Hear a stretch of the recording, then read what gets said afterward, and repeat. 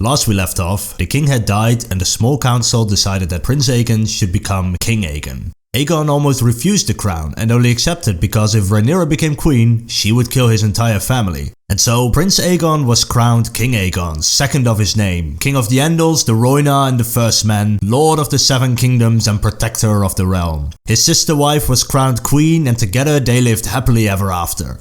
Nah, this is George R. R. Martin what we're talking about. Everybody dies. But the crown they wanted to use for the coronation was missing and they had to use a different one. The night before the coronation, a member of the king's guard stole the crown and smuggled it out of the city towards Rhaenyra. When the pregnant Rhaenyra heard of her father's death and her half-brother sitting the Iron Throne, she became furious. She became so angry that she went into labor early and had a miscarriage. She blamed this tragedy on her half-brother and all those loyal to King Aegon. She needed her own coronation and that king's guard who had smuggled the crown out of King's Landing came just in time. And so Princess Rhaenyra became Queen Rhaenyra, first of her name, Queen of the Andals, the Rhaenyra and the First Men, Lady of the Seven Kingdoms and Protector of the Realm. She also created her own Black Council, consisting of her sons, her aunt and uncle, and her husband, Prince Daemon. He was the most experienced lord in all the Seven Kingdoms and was called the Rogue Prince.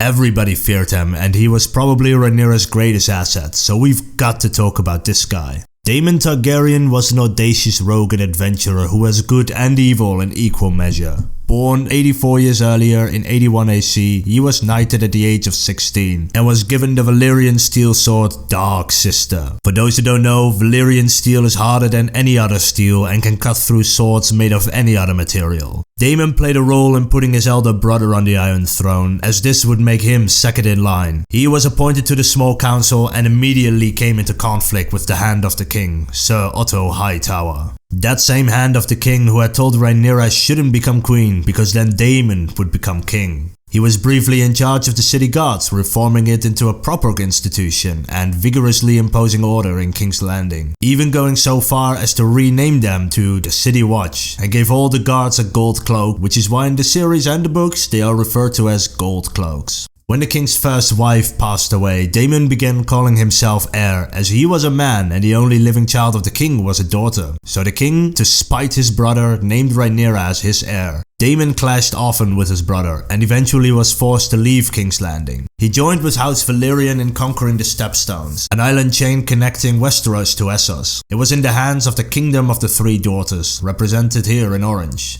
And they exacted a heavy toll on any ships who wanted to pass through their territory. Using House Valyrian's large fleet and Daemon's mighty dragon, they conquered the Stepstones to reopen trade, and Prince Daemon declared himself King of the Stepstones.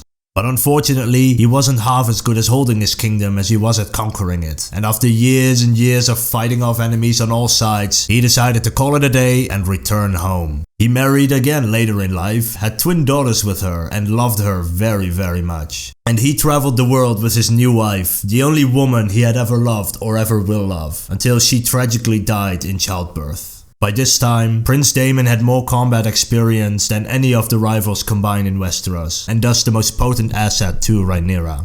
But the Greens, the party of the Queen who supported King Aegon II, also had many advantages. They had a larger army and possessed 4 dragons, one of which was Vhagar, the strongest and largest of all the dragons alive. Rhaenyra, on the other hand, held the largest fleet and possessed 11 dragons, although some were still babies and 6 didn't even have any riders yet, meaning that for now at least, she had 3 dragons at her disposal. And so, both parties had to find allies across the Seven Kingdoms. But before we can talk about which houses joined which side, we have to talk about the political landscape of the Seven Kingdoms. At the time, the Iron Throne ruled over the North, the Iron Islands, the Riverlands, the Vale of Arryn, the Westerlands, the Reach, Crownlands and the Stormlands. Dawn was over here, but wasn't part of the Seven Kingdom yet and remained neutral during the entire conflict. King Aegon II had support of much of the Reach, as his mother and grandfather were from this region. The Westerlands joined him by naming their lord the new Master of Coin, seeing as they had just killed the last one in the last episode. And because he held the capital, the Crownlands were already his. While Rhaenyra was recovering from childbirth, her husband Daemon flew to Harrenhal, the most powerful castle in all the world. He landed his dragons on one of the towers and the commander immediately surrendered, giving Rhaenyra a strong castle close to the capital and rallying many lords in the Reach and Riverlands to her cause. Rhaenyra sent 2 of her sons off to find allies. Her eldest son, Jacaerys, was sent to the Vale of Arryn. The Vale was ruled by a woman who wanted nothing more than to see another woman sitting on the Iron Throne. Not only that, they were family, as Rhaenyra's mother was from the Vale. The North was considered to be too far away to have any significant impact in the war, but was still useful to have. Now both the Vale and the North sided with Rhaenyra. Her second son, Lucerys, was sent to the Stormlands to treat with House Baratheon, who ruled over the Stormlands. When he met with Lord Boris Baratheon, he found that Prince Aemon, the younger brother of King Aegon II, was there first. This was the same guy who lost an eye in last episode, and it was Lucerys who had cut it out. After losing his eye, Prince Aemon had put a sapphire in his empty eye socket. The Lord of the Stormlands sought an alliance through marriage. Lucerys was already betrothed to his cousin, and so the Lord of the Stormlands went with Prince Aemon instead. Prince Aemon tried to anger Lucerys, trying to provoke him into a battle. After all, they weren't children anymore, and this time, Aemon was pretty sure he would win and kill him as revenge for his lost eye. Eventually, Prince Aemon threatened to kill Lucerys, but the Lord of the Stormlands forbid it, and instead told Lucerys to just leave. Defeated, Lucerys mounted his dragon and flew home. A storm was raging outside. The rain was pouring down on him, lightning striking all around him. And his dragon was struggling to stay in the air. He looked back, pondering his failure. A shadow appeared through the clouds. It got larger. Then, a roar drowned out the thunder. It was the one-eyed prince's dragon, Vhagar. On top of him sat Aemon himself, seeking revenge for his lost eye. Dragon flame lit up the clouds, but Vhagar was 5 times larger than Eric's, and bit him in half.